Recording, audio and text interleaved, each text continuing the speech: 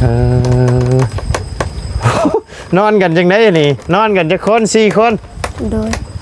เจ้านอนอยู่ใช้ฉันจะนอนอยู่หม่องไหนนอนอยู่นี่อ๋อไผ่กับจุอยู่นี่เด้อนี่เนาะขอบใจครับเอาไว้ต้มเด้อโดยโอเคขอบใจโอเคถ้ามีแต่ละว่าวกลับก่อนเด้อบัดนี้เด้อมื้อหน้ามื้อในสิมาเยี่ยมมายามไหม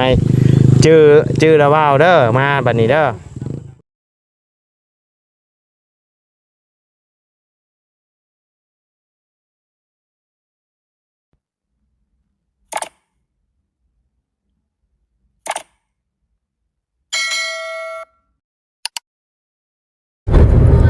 เนาะพี่น้องเลยพึบโอ้สวนยางพาราบ่เฮ้ยต่อไปไม่ใช่ปึ๊บมันดูว่า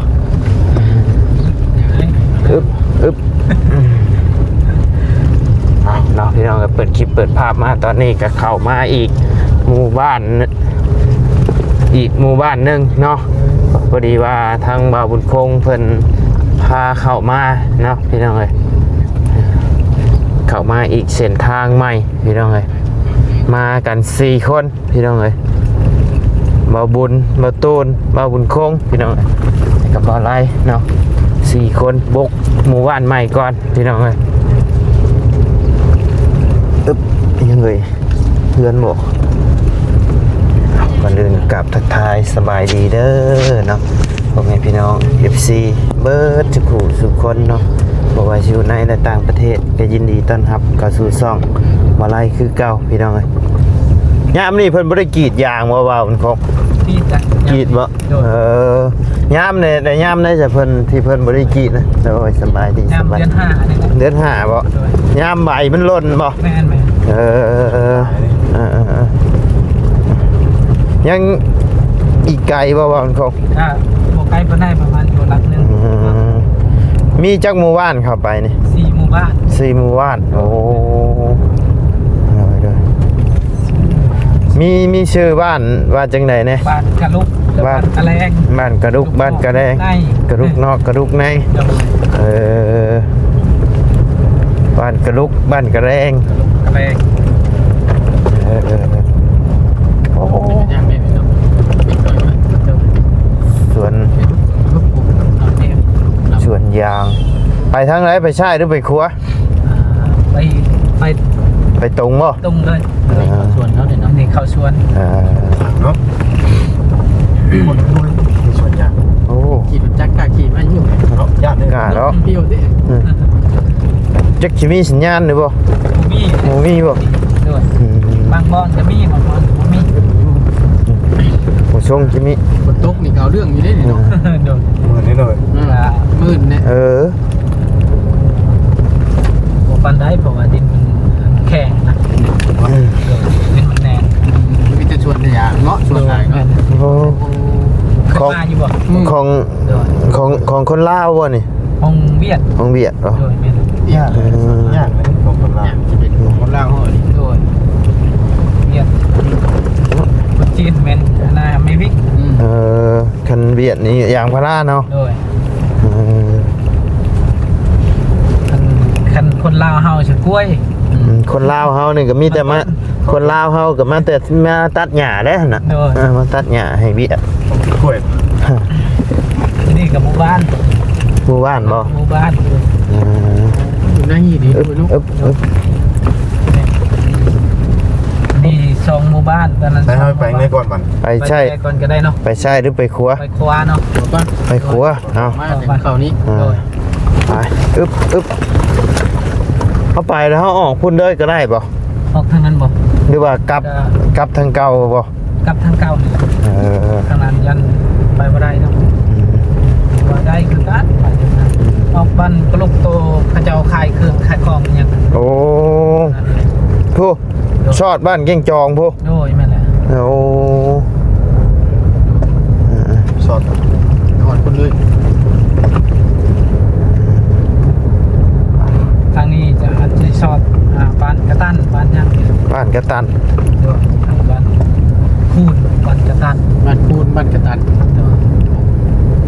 ไอ้ทางนี้ได้ โดย อึ๊บอึ๊บอึ๊บอึ๊บ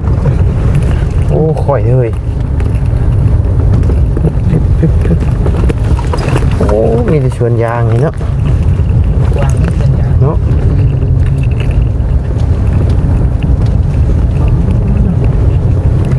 มันมีอยู่ดี เขียดนี่ชวนยางลงไปแถวใต้ชวนกาแฟเนาะ โดย แถวนี้มันปลูกบ่ได้บ่กาแฟเนาะเขียดนี่มันก็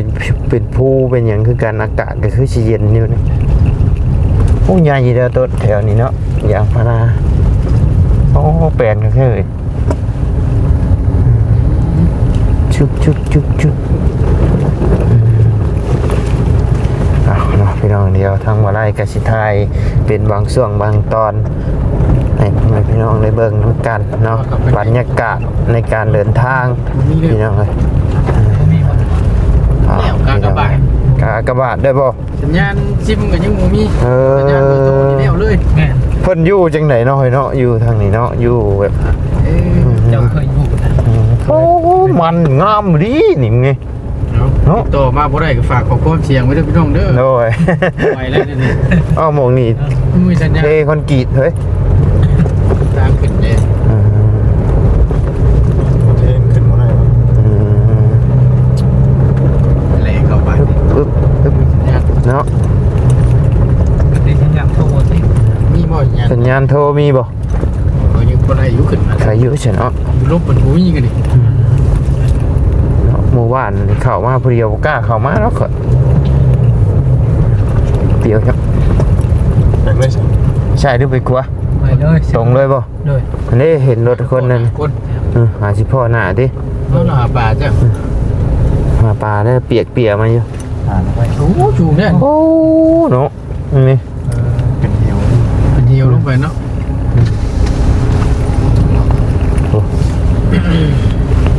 นี่ ยางพารามาเลยเนี่ยเขียวๆไปมาได้ เนาะมีแต่ต้นยางพาราแทน ไม่ดีจ้ะ เคยเข้ามาเด้ออยู่บ่เจ้าบอลคง ด้วยเคยเข้าอยู่ อ่า ไปถ่ายคลิป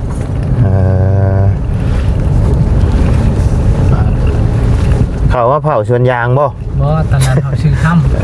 คือเดียวว่าเขาว่าเผาชวนยาง ำหาชื่อถ้ำมีตลาด ตอนพี่กายเนี่ยกายชื่อเนี่ย ซื้อห้ำบ่ โดย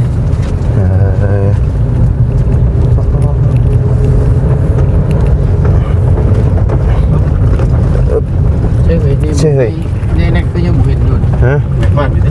มิดว่าเขียว เนาะถึงได้ เบียดตัวนี้ก็ได้ GPS อันนี้บ่ อืม มีงูเห็นอย่างดิ อืม แม่นบ่มองเป็นแปลนนี่แม่นในเด้นี่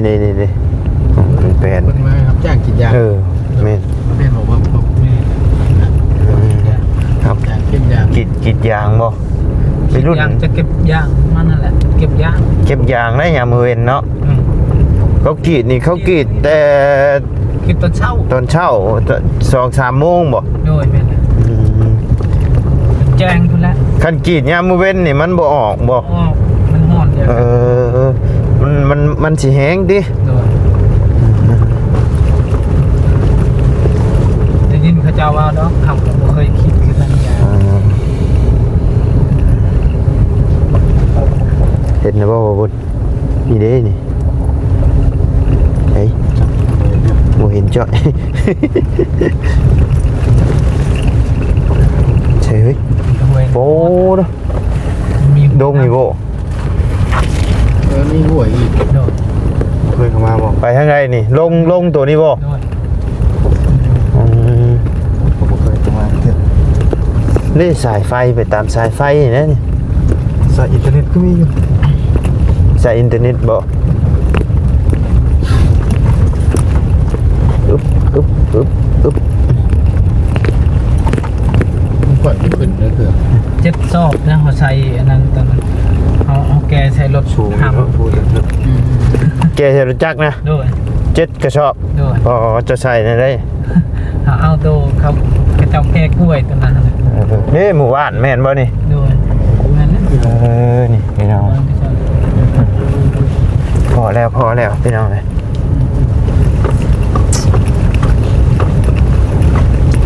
อึบ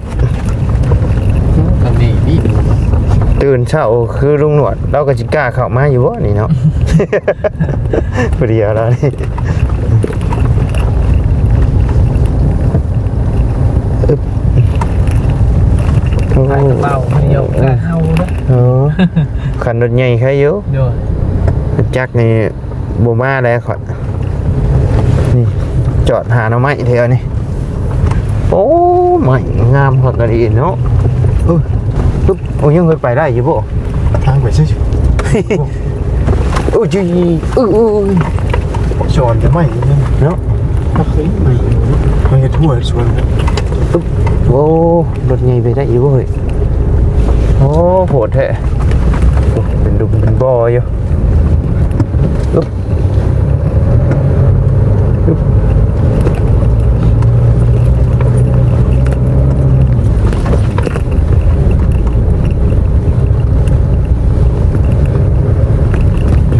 ใช้เกี่ยวคักกะดีนี่เนาะ ด้วย เกี่ยวไปพูดไปใช่หรือไปครัวไปนี่ อยู่ใช่ก็ได้หมดอยู่นี่กับบ้านอยู่หั่นกับบ้านนี่ มีสองบ้านเนาะ นี่ไปบ้าน โอ้นี่เด็กพ่อคนน่ะนี่ หั่นกับบ้านนี่เด้ นี่ไหน มี ก็ โรงเรียนอยู่ ด้วย เฮ้ยมันมากพี่ชาย นี่โอ้เนาะพากันมาใช่ถามมึงดู ดึงได้มาใช่ เมื่อบ้าน เมื่อบ้านไหน อยู่บ้านแห้ง บ้านแห้งอยู่ใช้บางกง อันนี้บ่ โอ้ยโอ้ พูนอยู่พู ผู้ อยู่พู ไก่บ่ ไก่เอ้ย อันนี้บ้านกระแลง เราสิย่างเมื่อพุ่นบัดนี้ โต แต่ว่า พัดนี่บ่ เลยโตสัม แล้ว ผัส ก็ บ่ สิพัด ขอประจาม ย่านบ่ ย่านบ่ ญาติ อย่ามาย่าน ญาตินี่ชุพัดชาบ้านแห้ง ใช่พี่ชาย ใช่ภาษาบ้านแห้ง อันนี้บ่ นี่บ่ ต่อสุพรรณนี่ต่อยก็ไป แล้วมัชการจะไปเล่นอีก เอาเรื่องบัญชาการ แม่ โอ้มื้อนี้วันอาทิตย์เนาะโดยโอเคเพิ่นมาร่วมบ่ว่าคุณครู ด้วยแม่น่ะ เป็นสมมติว่าเฮ็ดเพื่อนฉางชาติเป็นเกหันเกนี่กับบ้านนี่ได้เนาะจบ โอ้ทางเขาเด้หมูแหวงไผ่ชุดคุ้งในนี้เนาะแล้วชายไผ่ไปพุ่นอีกอยู่พุ่นกับมีบ้านคนบ่เข้าไป แม่นแหละ เออ ลังน้อยตั้งน้อยเอานะเดี๋ยวมัน บ้านหนังเนาะ ไล่นะ เออ มี นี่เป็นโรงเรียนนี่เนาะ สิเม โรงเรียนบ่ คือสิเมบาง บ่แม่นหมองเพิ่นมารวมเพิ่นบ่ โบดบ่ โบสถ์บ่ เขาก็มาฮู้แบบไหนแต่สิแม่น โบสถ์นั่นแหละ แม่นโบสถ์ เป็นเรียนใหม่นั่นนี่ทางนี้ หลังนี้ได้เห็น เนาะจะมาเป็น เบิ่งไว้ก่อน มีจักหลังคาเลย เอาปกฮู้แบบไหนอยู่ นี่เด้ โดน ปก แล้ว ปิกอยืนนะอืม 4-5 ปีแล้วบ่ เออ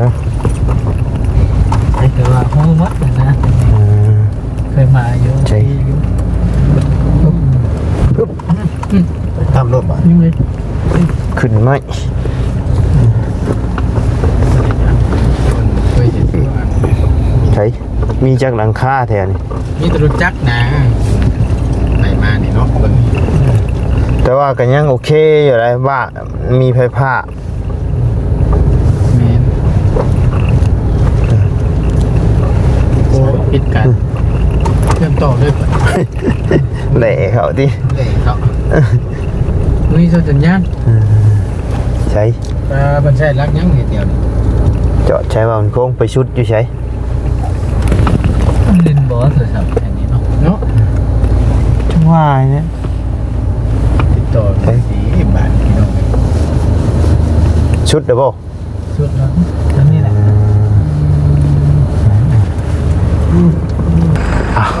พี่น้องเลยเดี๋ยวสรุดหูสรุดตาอยู่รังนี้เนาะมีคนอยู่บ่รังนี้ล่ะฮะ ใช่อะไรนะ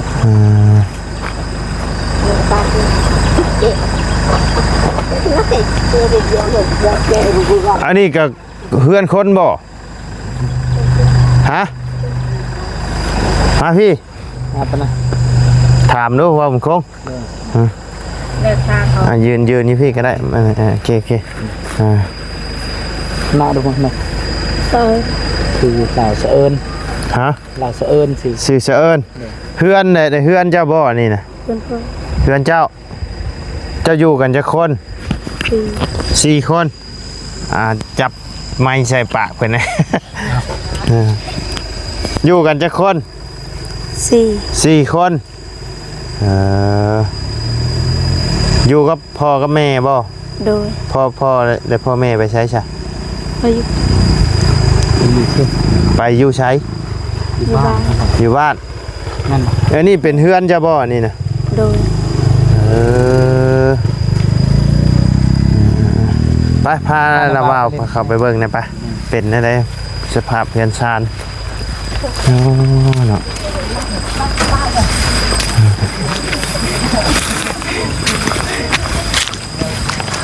มีคนนอนอยู่บ่หลวงพงแต่ว่าเพิ่นนอนอยู่นี่เนาะแต่ว่านอนอยู่นี่บ่ล่ะ นอนอยู่นี่ โอ้นี่เด้ ตรงเนี้ยนะไอ้มือมาเนี่ยน้องคนผู้เดียว น้องผู้เดียว ใช่ จะมี ยัง ผู้หญิงหรือผู้ชาย ผู้ชาย ผู้ชายเนาะขออนุญาตขึ้นหน่อยเด้อ โดย นึงก่อนอึ๊บนอนกันจังไดนี่ นอนกันจะคนสี่คน โดย เจ้านอนอยู่ใช่ฉันจะนอนอยู่หม่องไหนนอนอยู่นี่โอ้ไผ่กับจุอยู่นี่เด้อนี่เนาะโอ้ฝนตกล่ะฝนตกมาสิอยู่ได้ไดนี่นะคือจังหวะคือปึ้งปะคือจังหวะแปลนจังปางอยู่ บนระบ่ มันจะได้ ระบ่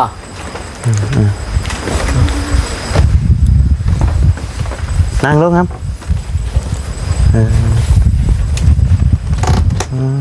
ไม่เป็นอะไร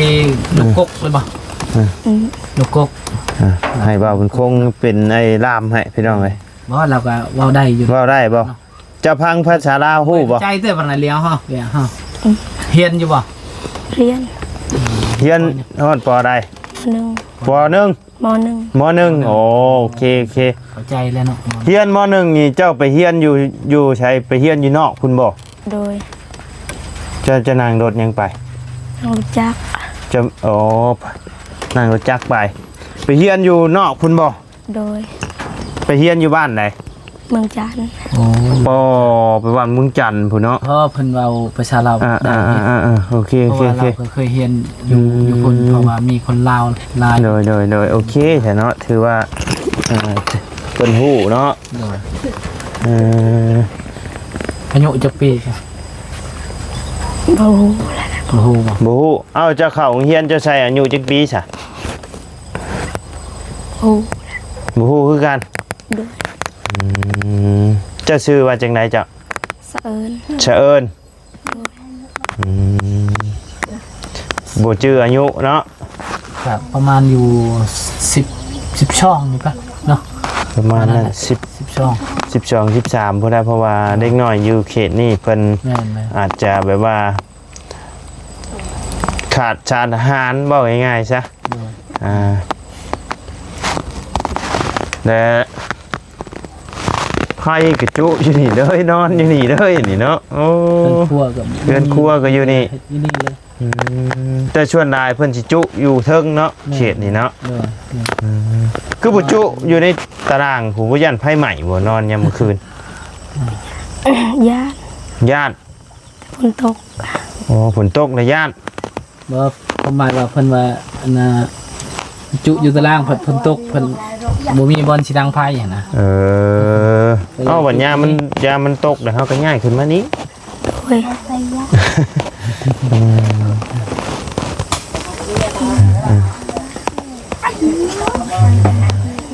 าวน้ำพออยู่พอกินอยู่บ่ล่ะ ยังบ่พอกิน อืมได้แบบหาในได้ข้าวน้ำหาเงินหาคำจังไดซื้อข้าวซื้อน้ำกิน รับจ้างเขา ฮะ จ้าง รับจ้าง ระว่านี่ได รับจ้าง รับจ้าง เดี๋ยวพอเจ้าคิดย่างบ่ว่านั้น บ่มี คิดว่ารับจ้างคิดย่างบ่แม่น ไปเฮ็ดเวียกหยัง แต่ให้แต่เขาจ้างอยู่ในบ้าน เจ้าจ้างอยู่ในบ้าน จ้างในบ้านเพราะว่าคันว่ามีเรียกที่บ้านเพิ่นก็ไปเฮ็ดเนาะ โดย ว่านั่นแหละพี่ อันนี้เป็นหมู่บ้านหยังอันนี้ตัวนี้ บ้าน บ้านก็แล บ้านกะแลงเนาะ บ้านกระแรง กะแลงกลางตัวพักห้วยพักนั้นด้วยฮะ กระแรงกลาง พอองเฮียนกี่นะวินเถอะคือกันเลยกะแลงกลางคือกันเนาะ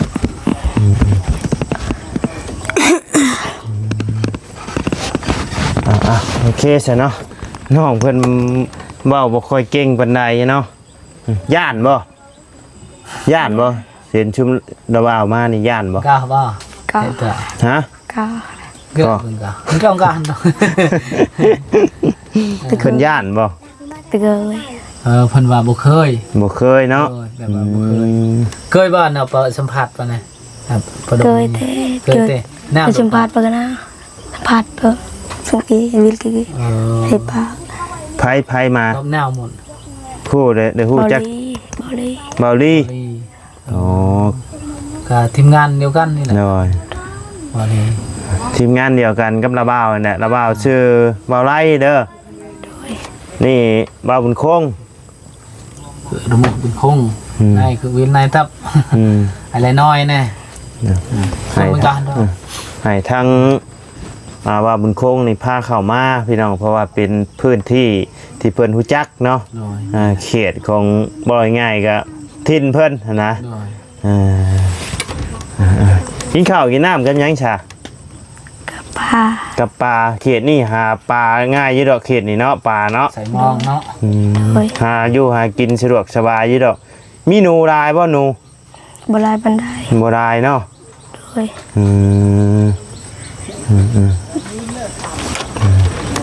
เนี่ยพี่น้องสภาพเพื่อนซานเพิ่นกันเนาะโอ้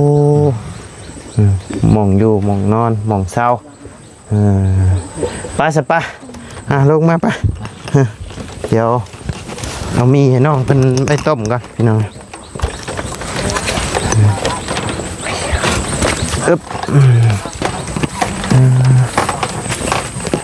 สภาพเพื่อนชานนี่เนาะ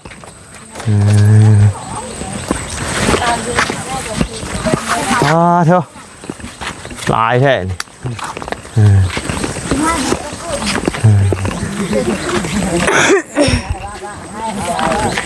อยู่กัน4 คนดิหลังนี่ 4 คนเนาะ ด้วย อันนี้บ่แม่จันน่ะ ไม่ผู้ชาย ผู้จ้าวะ